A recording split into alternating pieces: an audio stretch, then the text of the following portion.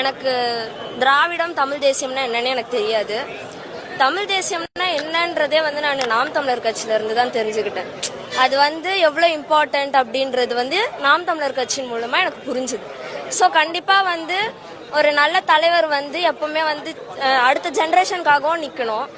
அப்படி சீமான் பெரியப்பா நிற்கிறாரு. அவரோட அவங்க மகளா நானும் அவர் கூட நிக்கணும் அப்படின்ட்டு ஆசை.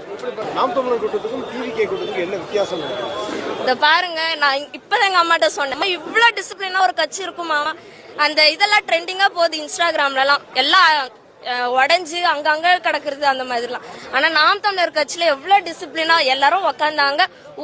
ஒரு பின் டிராப் சைலண்ட் பெரியப்பா பேசுறப்ப ஒரு சவுண்ட் கூட இல்ல. அந்த ஒரு ஒழுக்கத்தை வந்து ஒரு நல்ல தலைவர் கொடுக்கறதா கண்டிப்பா அவரு சரியான தலைவரா இருப்பாருன்னு நான் நினைக்கிறேன்.